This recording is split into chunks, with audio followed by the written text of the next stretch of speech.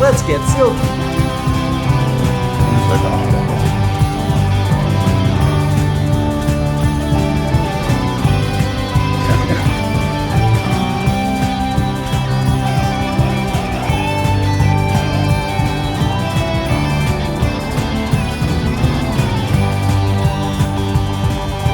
Welcome to Whiskey Christmas, because when you bring home a new bottle of whiskey, it's like Christmas. Non-denominationally, of course, and as long as you're over 21. And if you or grandpa isn't already blackout drunk. Yeah, or if you're operating heavy machinery. Or if you're mid-sneeze. Or if you're a dentist and you've already ingested a lot of pills. Or if that dentist is getting sued and you're part of it and maybe you're in mid-deposition. Or if you're a judge and you're sitting there looking across the courtroom and thinking, I could probably get away with this. You maybe could, but you probably shouldn't.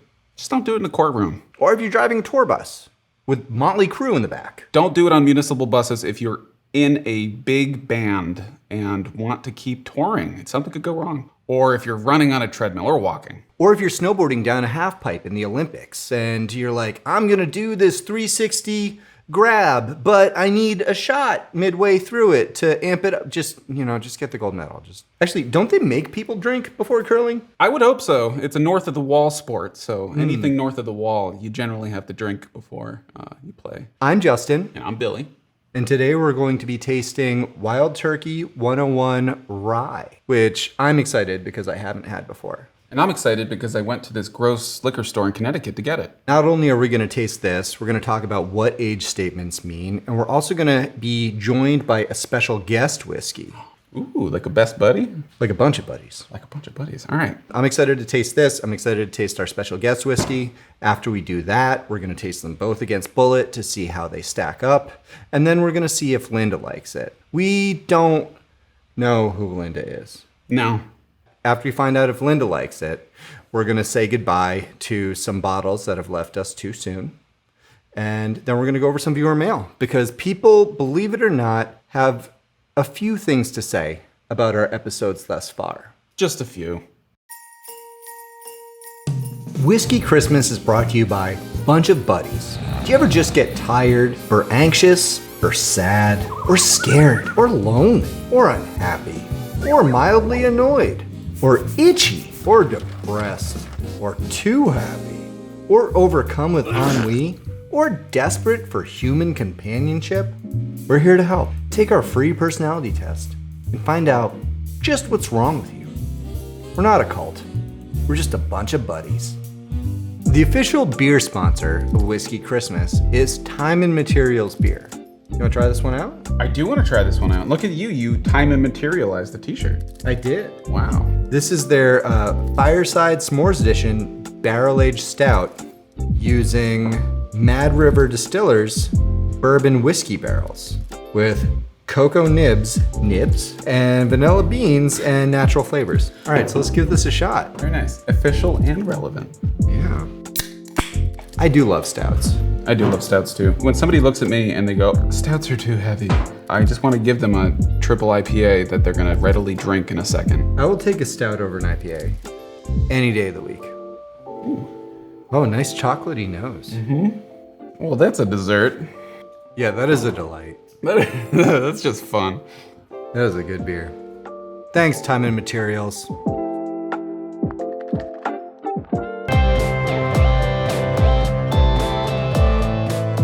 So now we're going to talk about age statements.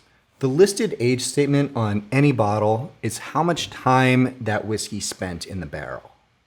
So you could have like a 4-year whiskey that sat on your shelf for 10 years, and it would still be a 4-year whiskey. Means nothing. It's just what's in the cask. And saying a cask and a barrel is the same thing, right? A cask and a barrel are the same thing. Cool. So if you have something that's cask strength, that is the same thing as something that's barrel strength. Perfect. Or barrel proof. Interchangeable terms. If you're drinking a whiskey that's a blend, the age statement is representative of the youngest whiskey in that blend. So let's say you had, a 27-year whiskey and a 2-year whiskey. That blend would be called a 2-year whiskey. And this is something that happens a lot with barrels that don't have an age statement. Yeah.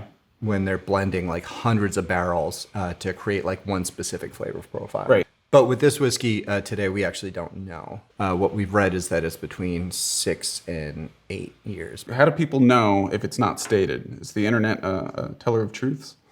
For me, it is. It's enough. Just because there is a number in the name of the whiskey doesn't mean that that's an age statement. Sort of like if you look at Proper 12 Irish whiskey, that doesn't mean that it's a 12-year whiskey. What's Proper 12? So Proper 12 is the MMA fighter Conor McGregor's brand of whiskey. Most whiskey spends some time in the barrel. When it goes into the barrel, it is clear, and it gets most of its color and flavor from that barrel. When the whiskey is unaged, it's often referred to as white dog. White dog. Where'd that name come from? I don't know. Yeah. It's clear. Are there other dogs? There's a movie called Black Dog that I think stars Meatloaf that I watched one time about like a ghost dog that shows up when you've been trucking for too long.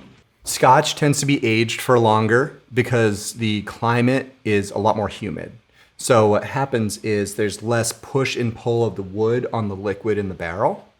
So when you're talking about like a Kentucky whiskey, like a bourbon, you typically don't see many 20 plus year bourbons. And that's because at a certain point it gets astringent and the whiskey is just not very good. You know, a lot of the old barrels of whiskey that get up into the 20s, they're not great. Like whiskey does hit like a peak maturation. Maybe people just don't take it far enough.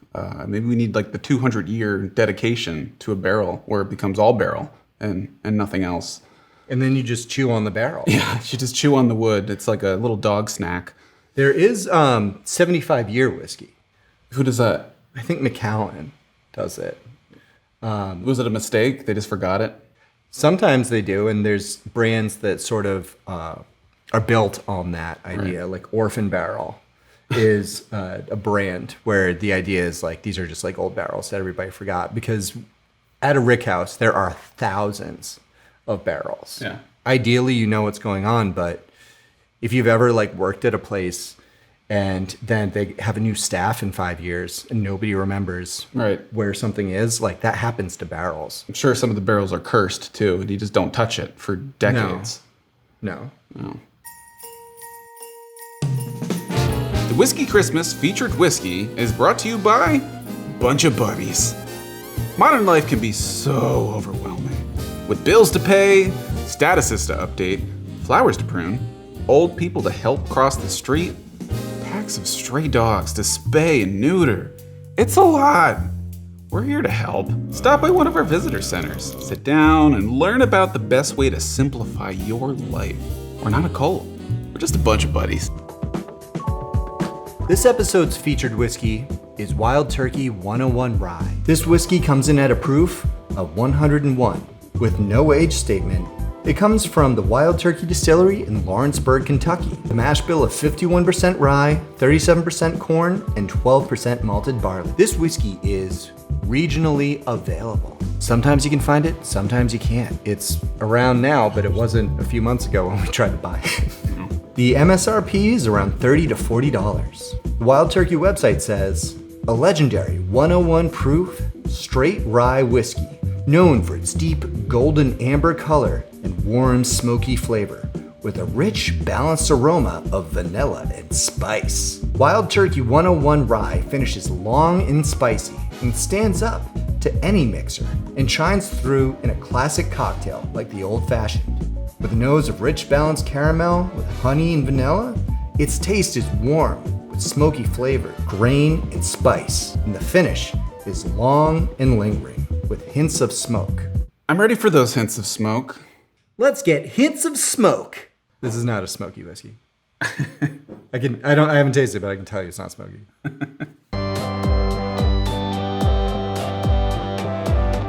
Ceremonial pour, always done by you, so I just get to sit here and enjoy.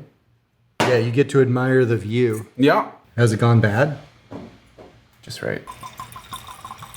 Wow, that is a spicy nose.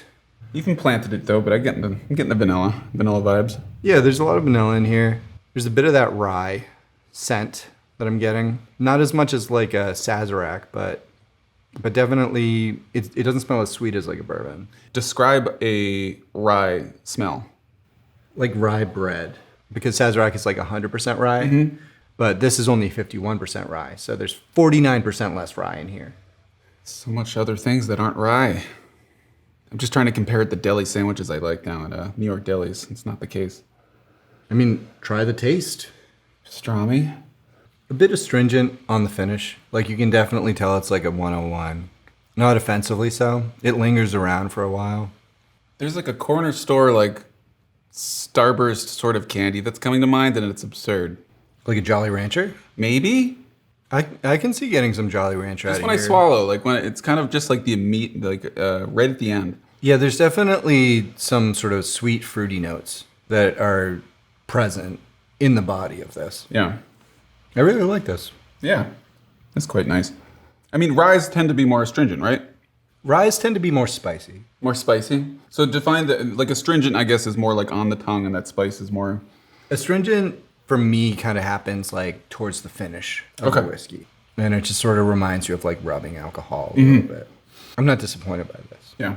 I'm getting more caramel on the nose. I mean, caramel, vanilla, these are pretty common traits in a lot of whiskey. The sort of fruitiness in the body for this one feels a bit more unique. This is absurd. It's like reminding me of a childhood junk food that I can't get out of my mind. Is it Sunny D? What's happening? Am I just dehydrated and thirsty for disgusting childhood sodas? Sunny D was not a soda. Yeah, I know. It wasn't carbonated. No, it wasn't, but it still... It could have been. And talk about having a bite. It had like a chemical bite. It did. There's a lot of sweetness. Not the same sweetness as like a bourbon, but yeah. I'm getting a lot of sweetness. Is that a sign that like this could have stayed in a barrel a lot longer? Like there was a lot more fermentation to happen if there's that much more sugar content? I don't know. All right.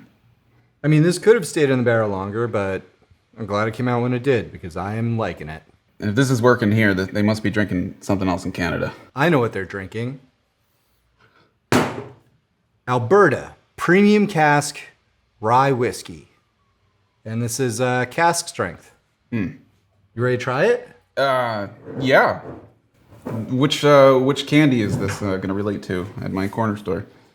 Skittles. It depends. Was your corner store in Canada? So this one's going to have a kick to it. All right. Yeah, that's a big proof. They don't even put the proof. They put the alcohol content to make you think twice about your decisions. Yeah, it's 63% alcohol. Yeah, meaning 127 proof. Yeah. One was aged in Kentucky, one was aged in Canada. I don't know what the mash bill is on this other one, but I'm excited to try it. I've been looking at this bottle longingly for quite a while. So you mentioned that in Scotland, humidity has something to do with how things age. Mm-hmm. So how would Canada differ from that, considering it's a colder and probably a somewhat drier climate? The main difference with Canada is that Canada is going to be colder. Yeah. Colder than Scotland, colder than America. So you could age things for longer. Gotcha. In Canada because the seasons are less extreme. In Kentucky, it can be like freezing and then like 112 degrees or something, depending on the seasons. Right. But you don't have the same sort of temperature fluctuation. Yeah. Oh, man. That's cool. Whoa. Yeah. So way less sugary. Way less sugary. Way less. No candy aisle. We're in a different aisle. This is like a cleaning agent aisle. Right, yeah. Just like based on how it's burning my nose. You need someone special to clean up this mess. That just warmed up my entire mouth. I am shocked at the mouth feel on that. It's like a smoother whiskey. Yeah, how is that possible? At like 20 more proof. Wow. Like the finish goes on and like you sort of get the ethanol. It is insane that you're like, oh, this one has a bite and this is 101 proof and this one has much less of a bite. Are they lying? This makes no sense to me. The nose on this seems accurate. Mm-hmm. But the body kind of seems impossible. The way I feel about this one though is it's more one note. I feel like there's a bit more complexity in the Wild Turkey 101, but this has a very gentle body. Mm-hmm.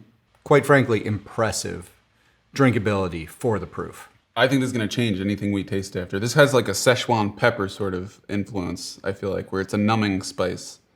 Like you don't really taste the alcohol component of it, but your nose does. And your nose is like, hey, this isn't a thing that the body is made to consume. You're gonna die, sir, if you keep this up. So now it's time to bite the bullet and find out how these whiskeys stack up next to Bulleit. All right, so let's taste, I'm gonna taste the Bulleit first. Yeah. Now that we have sort of gone through these other whiskeys. Yeah, it's like Corn Town. It's funny. On that nose. Like super, like a high sweetness, like like fructose corn syrup. Yep. My little baby nose coming alive. And compared to these, it's almost watery. You taste it and you're like, okay, where's our deeper flavors? And the answer is in the other whiskeys. Proof-wise it is, but still, there's just not a lot of flavor. Yeah, this is our lowest proof. And I think that also happens when you have something like a 120 proof whiskey. Yeah. Where the 120 proof comes in and it's just like, it's like a bulldozer. Yeah. And it's like, I'm pushing all the other flavors out and you're just going to taste what's different between these things. Say it's like getting out of a hot tub and going into a cold bath. It's like a total, it just overwhelms the senses. Just having this without going straight against the other ones, inoffensive. Much deeper on the nose with the 101. Yeah, it settles in a way that this one doesn't either. This kind of the Bulleit just disappears pretty quick. The difference in proof in the Bulleit and the Wild Turkey isn't even that great. Yeah. 90 proof versus 101 proof. It's funny because you do get a lot more. My opinion, controversial as it may be, is that 80 proof whiskey is useless.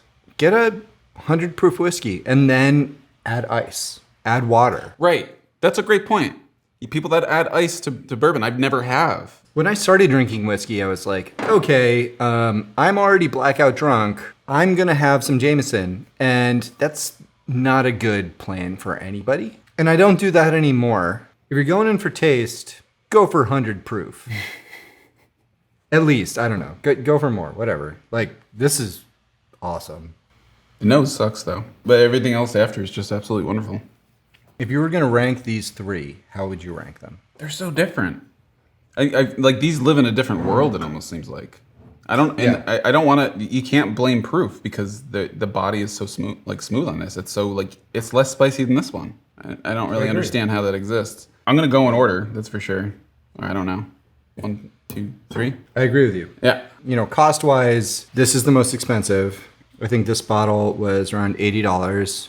This bottle was around $40. And then this bottle was around $30. And I would say that is commiserate with the taste that I'm getting out of them. So we're in agreement. We are in agreement. That our number one, our number two, and our number three. And I'm glad because last episode, we had a fight. We had a fight about it. Yeah, and I think I called everything a sipper maybe. I have bad memory. That's probably not true. I think that means we should move on to the verdict. The official beer sponsor of Whiskey Christmas is Time and Materials Beer. It's true to its name. Yeah. That is a s'more. I don't even like s'mores, but I don't think I like making s'mores, but you made a s'more and I don't have to make one. And there's no fire and there's no stick and there's only just straight to my mouth. And that's kind of how I like s'mores. Yeah, there's definitely some marshmallow going on in there, which is really cool. Excellent. This is a great beer. I truly enjoy it. Cheers. He doesn't drink beer. I do.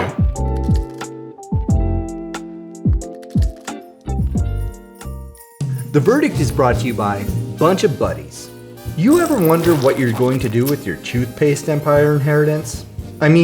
What even is money anyway? It's not going to buy happiness. Happiness comes from spending time with your friends, wearing the same uniform every day, and sharing 10 to 15% of your gross income with your buddies. Or even 40%, depending on how disappointing you are to our benevolent deity. We're not a cult, we're just a bunch of buddies. So now we're deep into the verdict. Deep. We have to make our decision. Which one of these whiskeys is gonna get a rose? A rose? I don't know. That's what they do on the other show, right? The Bachelor? Oh no, I've never seen The Bachelor, but I would never give the whiskey I love a rose. No, I wouldn't either. I would just take it home and drink it slowly over time. Right. And as I do, keep it in my mouth for too long and maybe fall asleep. Yeah, fall asleep. Let it just rot your teeth. Yep. Sorry. Sorry, dentist. And dentist. Yeah. They're gonna make out fine. Yeah, the dentist will be fine. At some point, all your teeth fall out anyway. That's what my grandparents said. Yeah. Must be true. Yeah, so enjoy the whiskey. Enjoy your teeth while you have them. And enjoy your nap. Your whiskey nap. I'm gonna say that this is a sipper. Like, I really like this. It's a sipper. This, to me, is kind of a sipper. It's straddling the line between sipper and savor because it's just such a nice body on this. Yeah. How do you feel? Definitely sipper. Definitely sipper. It's the price point mixed with just what it is wonderful. This one is special occasion, I think, because it has like a superpower. This like warming buzz that takes over, kind of this like the Szechuan peppercorn effect that I was talking about. So it's got like a superpower that like a lot of bourbons in a stash might not have. So it could be a sipper if it's the occasion is right, but probably I'm gonna save it. I feel like this is a great winter whiskey. Canadians did it right. They did. They did. This is a great whiskey. I've also had some other Canadian whiskeys from the brand Found North that are amazing. I think this is a great whiskey. It's fairly accessible. I've seen it for as much as like $130. I would not go there with it, but I think at $80, if you can find it, it's a perfectly reasonable price for what you get out of this whiskey. So now you know how we feel about this whiskey, but what does Lynda think? I wonder what they think. This week's Lynda is Kelly's friend. Hi, I'm Avi. I'm this episode's Lynda, and I'll be trying Wild Turkey 101 Rye. Here we go. Good. Smooth, definitely a little bit burny going down my throat, but overall, for someone that drinks very little whiskey, it's not too bad. They did like it. I can't say I was surprised or not surprised. However, I'm happy that there was an answer. Yeah, I kind of feel like everybody that we ask to do this feels pressured to say that they like it. It's true. How do we reduce that pressure? It's fine by me if you don't like the whiskey. It's true. Hate it. Yeah, you can hate the whiskey. That's not what this is about. This is about trying to get people to feel comfortable. You can spit it out. You can throw it out. You can give it to your partner. You can say no. Just don't do it. Don't be a Lynda. Don't be a Lynda? Aren't they all Lyndas? That's true. They had no choice in that matter. Whiskey Christmas in Memoriam is brought to you by a bunch of buddies. Funerals are rough. How'd you like to never have to go to one again? As an enriched plutonium member of the Bunch of Buddies, you get access to our patent-pending Hysalon elevator, a specially engineered elevator that rockets your body straight into our VIP room next to the Earth's core, where the party never stops and no one ever dies. Enriched Plutonium membership is contingent upon buddy approval, personal contributions of up to 150% of all available finances, and life rights, personal appearances, and/or physical remains, including loved ones and celebrity pets. Sounds awesome, right, buddy? We're not a cult. We're just a bunch of buddies. Welcome to our In Memoriam section. Here's to a few bottles that have left us too soon. If you would like to be featured, just post it on Instagram and tag us.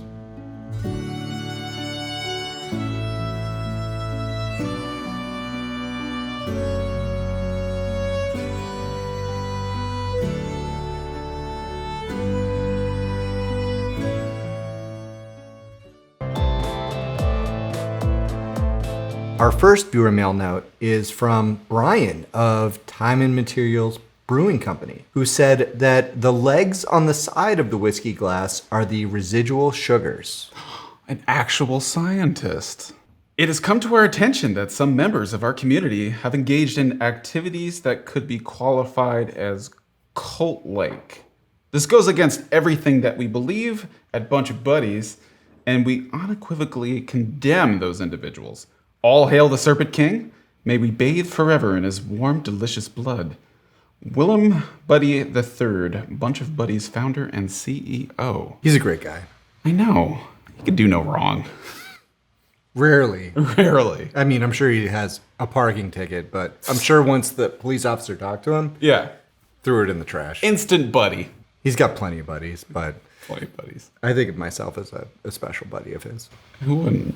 All right, our next note is I didn't actually watch it, from most of Billy's friends. I'm sorry. This show is a scam. Carmine. Did your Carmine coin crash? It did, but I brought it in to Carmine for a repair. No comment from our YouTube channel. It's not a bad comment. We No. could have had a lot of bad comments. I just wanted to drink whiskey after I watched Whiskey Christmas. A local librarian, Emily Ferrier. Thanks, life partner. It has come to our attention that our founder, Willem Buddy III, may have made some comments about bathing in the, quote, warm, delicious blood of the Serpent King. These statements are wildly inaccurate and do not reflect the views of the Bunch of Buddies family of friends. Praise be to the Ouroboros. Willem Buddy IV, current CEO and Grand Basilisk of the Bunch of Buddies family of friends. Hey, did you know I wrote a song about a basilisk? Really? Yeah. I think you dedicated it to whoever the CEO is, so I'm feeling pretty good about this situation. There's no bad blood in the Buddies family. No, especially if you bathe in it. Thanks, Willem. Thanks, Willem. Well, that's our show. Until next time, wishing you a merry non-denominational whiskey Christmas. And a yummy Jägermeister Yom Kippur. As long as it's an hour after sunset on Saturday. Oh, no doubt, of course. Like and subscribe, or don't. I'm not your boss. Yeah, it's completely up to you. Probably don't. I don't watch a lot of YouTube. No, neither do I. I don't comment on anything. What was it like hiding all those years? Join us. I mean, you can stay for the credits. It is 1 million degrees in here. We work hard on the credits. And that's for us. The pickles I make in summer in my kitchen, they're done in 2 days. Wow, I didn't know that was a thing that you did. Sometimes they just go bad, most of the time, because I Yeah. didn't check them after 2 days. If you have an opinion, just yell at the screen. Hybrid tasting. Smell, Yeah. sip, Make your own blend. In your mouth. and in your nose. Ah! I got it all filthy with my sweaty fingers. I'm gonna redo this section. Okay.